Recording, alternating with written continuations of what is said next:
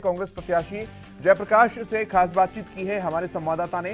और कांग्रेस प्रत्याशी जयप्रकाश ने अपनी जीत का दावा कर दिया है। आदमपुर की जनता कुलदीप को सबक सिखाएगी, जेपी ने ये बात कही है। आदमपुर कांग्रेस का गढ़ रहा है, भव्य बिश्नोई को यहां पर करारी हार मिलेगी। कुलदीप बिश्नोई ने कांग्रेस को धोखा दिया है। जयप्रकाश ने ये जुबानी तीर चलाते हुए कुलदीप बिश्नोई पर निशाना साधा है और अपनी जीत का दावा किया है।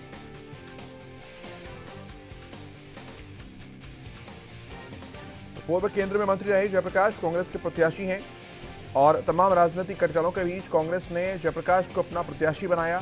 कोई उन्हें बाहरी कह रहा है तो कोई उनके साथ खड़ा है। इस बीच हमारे संवाददाता ने खास बातचीत की है कांग्रेस प्रत्याशी जयप्रकाश के साथ, आपको दिखाते हैं। आदमपुर महासंग्राम में आपका स्वागत है। इस वक्त बात करेंगे पूर्व केंद्रीय मंत्री जयप्रकाश से। किस प्रकार से उनका चुनाव प्रचार चल रहा है, किस प्रकार से वो तमाम दिग्गजों पर एलिगेशन लगाते हैं, आरोप लगाते हैं, क्या उनके विपक्ष दल के जो नेता हैं वो उनके बारे में कहते हैं, तमाम बातों पर सवालात होंगे। सबसे पहले जयप्रकाश जी, आपका हरियाणा न्यूज पर स्वागत है। बहुत बहुत धन्यवाद। सबसे पहले मैं आपसे यही पूछना चाहूंगा कि आदमपुर को उपचुनाव की जरूरत क्यों पड़ी? मैं यही एक बात कहना चाहता हूँ कि सबसे पहले तो आदमपुर विधानसभा क्षेत्र के लोगों ने कुलदीप बिश्नोई से ये पूछना चाहिए कि कौन ऐसी परिस्थिति थी, कौन ऐसा कारण था, कौन ऐसा लोभ और लालच है। तो कुलदीप बिश्नोई ने जनता को बताना चाहिए कि इस्तीफा क्यों दिया। क्योंकि मुझे जितना ज्ञान है, पहले तो उन्होंने कहा जब चौधरी उदयभान को पीसीसी प्रेसिडेंट बनाया, क्योंकि उस शेड्यूल्ड कास्ट जाति से आते हैं, चमार जाति से आते हैं, उन्होंने उनके बारे में गलत शब्दों का इस्तेमाल किया। उन्होंने कहा कि मुझे तो इस तरह से, चलो मैं बात नहीं कहना चाहूँगा। उसके बाद कुछ दिन के बाद उन्होंने जिस तरीके से भारतीय जनता पार्टी के साथ साठगांठ करके और कांग्रेस पार्टी के अधिकृत उम्मीदवार के खिलाफ अपना वोट दे करके कांग्रेस पार्टी के साथ गद्दारी की और आदमपुर विधानसभा क्षेत्र के लोगों के साथ विश्वासघात किया, तो इन दोनों में से कौन सी बात तो बतानी पड़ेगी। बात दोनों है जी। तो ये बताना पड़ेगा कुलदीप बिश्नोई जी को, क्या वो मुकदमों के डर से, ईडी के डर से गए हैं या कोई और गिव एंड टेक हुआ, ये तो वो बताएंगे। एक चर्चा ये भी चल रही है कि वो ये कहते हुए नजर आते हैं कि भूपेंद्र सिंह हुड्डा को कमान दे दी, सारा काम भूपेंद्र सिंह हुड्डा कर रहे हैं, पार्टी में और नेता जो बचे ही नहीं, जो बचे हैं उनकी अनदेखी हो जाती है या फिर उनको दबाने का प्रयास किया जाता है। भूपेंद्र सिंह हुड्डा जी के नाम से, कांग्रेस पार्टी के नाम से, भूपेंद्र सिंह के काम से यहाँ पर उन्होंने 2019 में भी दिखा दिया कि 31 विधायकों का दल जिताने का उन्होंने काम किया था। आज उनके काम के ऊपर लोगों में विश्वास है, उनकी जबान के ऊपर लोगों का विश्वास है। अब मैं कुलदीप बिश्नोई से पूछना चाहता हूँ, उन्होंने 5 टिकट दिलवाए थे। अगर कुलदीप बिश्नोई ठीक तरीके से टिकट दिलवा देते तो हिसार जिले का ये हर्ष नहीं होता। 5 में से मैं किसी का नाम नहीं लेना चाहता। एक उम्मीदवार तो इतना बढ़िया था कि 2300 वोट में सिमट गया। 2300 वोट तो पंचायत का मेंबर ले लेता है। तो ऐसे व्यक्ति को अगर पीसीसी प्रेसिडेंट बना दें या विधायक दल का नेता बना दें तो कांग्रेस को कहां धरातल पे लेके जाएगा, कौन बनाएगा इसको? तो कहीं ना कहीं आपको लगता है कि अपनी राजनीतिक महत्वाकांक्षाओं के चलते उन्होंने कांग्रेस से अलविदा किया। दूसरी चीज मैं आपसे ये पूछना चाहूंगा, वो एक आरोप लगाते हैं आप पर कि नकली नोट जयप्रकाश जो है वो बांटते घूमते थे।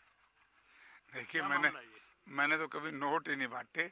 नोट बांटने का काम तो कुलदीप बिश्नोई करता है। मेरे पास तो नोट है ही नहीं, नोट तो इनके पास है। उन नोटों को छुपाने के लिए तो 200 करोड़पति तो आप भी नॉमिनेशन में हैं। मेरे गैर करोड़पति तो एक मकान हुई है। मेरे कितने की प्रॉपर्टी दिखाई है? आपको 2-3-4 करोड़ की होगी, से ज्यादा 4 करोड़ के आसपास। 4.5 करोड़। गांव की जमीन भी आएगी, गांव का मकान भी आ गया, मेरी एक गाड़ी भी आएगी, एक मेरा मकान शहर का आ गया, 50 लाख रुपये लोन मेरे ऊपर है। मेरा लिए तो 5 करोड़ पे 4 करोड़ पर रोड़ा पड़ रहा।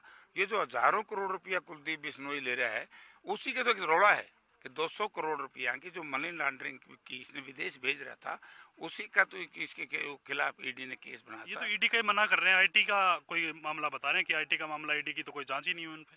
अब ये लोगों को झूठ तो, अरे कुलदीप बिश्नोई के ऊपर बात मत करो कभी भी, आप फंस के खड़े हो जाओगे। पत्रकार साथियों से कहता हूँ, अपने फंसवा देगा। ये तो ऐसा कलाकार आदमी मैंने नहीं देखा। जैसे सम्राट होता ना अशोक, एक वो हिप्नोटाइजर, जादूगर, तो उसकी तरह 2004 में हम इकट्ठे एमपी बने थे। 5 में कांग्रेस की सरकार बन गई। 7 महीनों ने हज का बना ली और रोहतक की एक विशाल रैली में जाकर के कहा कि मैंने इस्तीफा दे दिया, झंडा डंडा अलग ले लिया। न्यूक्लियर पावर को लेकर के पार्लियामेंट में बहस चल रही थी, एडजमेंट मोशन आ गया विपक्ष का, तो उस पर मतदान होना था। मैं भी एमपी, ये भी एमपी। जब मैं अंदर बैठ के मतदान की सारी तैयारी होगी तो मैंने पीछे देखा कुलदीप बिश्नोई बैठे। मैंने स्पीकर खड़ा होकर कहा, ये रिकॉर्ड की बात कर रहा हूँ, मैंने कहा स्पीकर सर ये कुलदीप बिश्नोई तो इस्तीफा दे चुका, ये कैसे आ गया? खड़ा होकर बोला जी मैंने इस्तीफा नहीं दिया, मैं तो लोगों को वैसे बकाया है। तो इस तरह के व्यक्ति पर आप विश्वास करोगे? तो बहकाने की राजनीति करते हैं आपके हिसाब से? ओ अरे सारा दिन ये काम करता है। इसका रूखापन, इसका अहंकार आज इस परिवार को लेके बैठ गया। अगर पिछले 56 साल की बात करें, भजनलाल का गढ़ माना जाता है, लगातार जीत यहाँ से करते आए हैं। आपने इलेक्शन लड़ा, आपने एक टक्कर बखूबी निभाई, अच्छी टक्कर दी, मात्र 6015 वोटों से आप हारे। इससे पहले कि अगर उपचुनाव की बात की जाए, सत्तारूढ़ पार्टी के खिलाफ कुलदीप बिश्नोई ने इलेक्शन लड़ा, जीते। अब तो सत्ता दल भी साथ है। ये सत्ता दल और कुलदीप दोनों की कारगुजारी ही इनको लेके बैठेगी। सत्ता दल और कुलदीप बिश्नोई ये बताए कि देखो मैं तो एक बात स्पष्ट कहता हूँ, अब मैं जाऊंगा, कल से मेरा तूफानी दौरा होगा, मैं लोगों को एक ही बात कह करके जाऊंगा, भाई कोई भी भाजपा का नेता आपके बीच में आए तो उससे दो बात पूछ लेना, भूपेंद्र सिंह हुड्डा के 10 साल के काम और मनोहर लाल जी के 8 साल के काम। अगर भूपेंद्र सिंह हुड्डा के 10 साल के काम मनोहर लाल जी के 8 कामों के ऊपर बहुत भारी पड़े तो मुझे वोट दे देना। और मनोहर लाल जी या भारतीय जनता पार्टी का उम्मीदवार या भारतीय जनता पार्टी का जो कार्यकर्ता है, ये क्या नाम है, कुलदीप बिश्नोई कार्यकर्ता है, तो ये आकर बताए कि उन्होंने क्या कराया है। 5 महीने से तो भारतीय जनता पार्टी में है, 5 महीने से कुछ नहीं कर पाया तो 10 महीने में क्या करेगा? उसके बाद तो कांग्रेस आ रही है, तो ये क्या करेगा? फिर तो जयप्रकाश करेगा। वो ये भी आरोप लगा रहे हैं कि भूपेंद्र सिंह हुड्डा सावन के अंधे, इस प्रकार की बात उन्होंने की, क्योंकि 2016 का जिक्र आप आता है तो आपका नाम भी बखूबी चर्चाओं में रहता है। 2016 राज्यसभा चुनाव की अगर बात की जाए तो उसमें ये कहा जा रहा है कि शाही कांड जो हुआ वो हुड्डा ने करवाया और जयप्रकाश जी मुख्य सूत्रधार थे। पहली बात तो यह है कि इन्होंने तो जैसे पुराने जमाने में कहा थी ना, बोला छोटा बच्चा होता है कहते थे अपनी दादी अम्मा कि बेटा सोचे नहीं हाउ आ जाएगा। इन्होंने भूपेंद्र हुड्डा रात को भी हाउ दिखाई दे रहे हैं। भूपेंद्र सिंह हुड्डा का स्याही कांड से जयप्रकाश का क्या लेना देना? हमारा क्या मतलब? जिन पार्टियों के वो अधिकृत एजेंट थे उस वक्त वो वहां क्या कर रहे थे, वो तो उनकी जिम्मेवारी थी नहीं।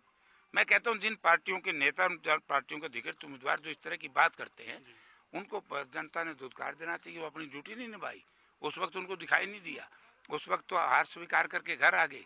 4 दिन के बाद इस तरह के आरोप प्रत्यारोप करें, ये ड्रामा है, ये अपनी धूमिल छवि, क्योंकि मुझे शक इन्हीं के ऊपर है कभी इन्होंने एक गिव एंड टेक ना कर लियो।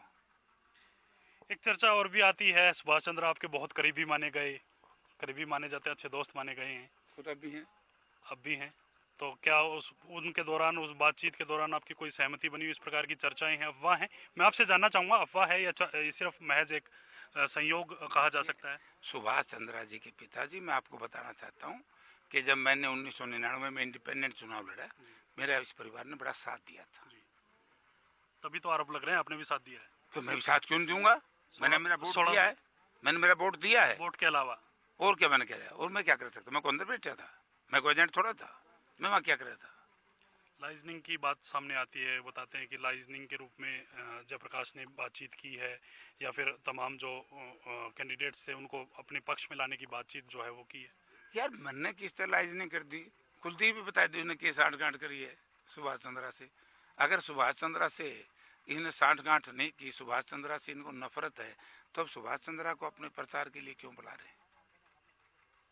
ये पता लोगों को पता लग जाएगा। एक बात बताएं, आपका जिस प्रकार से चुनाव कैंपेन चल रहा है, कैसा चल रहा है? जाहिर सी बात आप अच्छा ही कहेंगे, लेकिन जिस प्रकार की राजनीतिक हलचल है कांग्रेस पार्टी में, जिस प्रकार से आपके तमाम जो साथी, 1-2 साथी अभी छोड़ के गए हैं, कुछ नाराज भी हैं, उनके द्वारा ये कहा जा रहा है जब जयप्रकाश को टिकट दी जा रही थी तो हमसे सलाह मशवरा नहीं किया गया, जो पारंपरिक रीत होती है टिकट बंटवारे को लेकर उसको ही नहीं अपनाया गया। नहीं, सब चीजों को पूरी प्रक्रिया अडॉप्ट की गई, बाकायदा सर्वे कराए गए और सबसे ही पूछा गया। अब कौन क्या कहता है मैं इस चक्कर में नहीं पड़ता। जो कांग्रेस हाईकमांड ने फैसला किया वो सही है, इस चक्कर में मैं नहीं पड़ता। और कौन पार्टी छोड़ करके चला गया कौन नहीं, अब ये फैसला जनता करेगी, क्योंकि जो लोग चुनाव लड़ रहे हैं वो तो बीजेपी की ए और बी टीम है। जनता, मैंने फिर दोबारा से दोहराता हूँ, कांग्रेस पार्टी और कांग्रेस पार्टी के नेता चौधरी भूपेंद्र सिंह हुड्डा उदयभान के काम पर, उनके नाम पर, उनकी नीतियों में विश्वास करती है और कांग्रेस पार्टी बड़े भारी बहुमत से जीतेगी। मैंने 12:15 बजे उद्घाटन। 2 सवाल और सर आपसे रहेंगे। पहला सवाल तो ये रहेगा कि किस प्रकार से आपकी पूरी चुनावी कैंपेन जारी है, और दूसरी, आपने स्टार प्रचारकों की लिस्ट में चंद्रमोहन बिश्नोई का नाम जो है वो लेकर आए हैं। क्या भाई के सामने भाई खड़ा करने वाले हैं आप? नहीं, खड़ा थोड़ा ही करना है यार, वो तो प्रचार पार्टी के लिए करेंगे वो प्रचार। मैं इससे तो ये तो सिद्ध हो गया ना कि भाजपा में अगर ठीक तरीके से उसको तसल्ली होती है मेरा भाई ठीक स्थान पे गया है, तो कांग्रेस में क्यों रहता।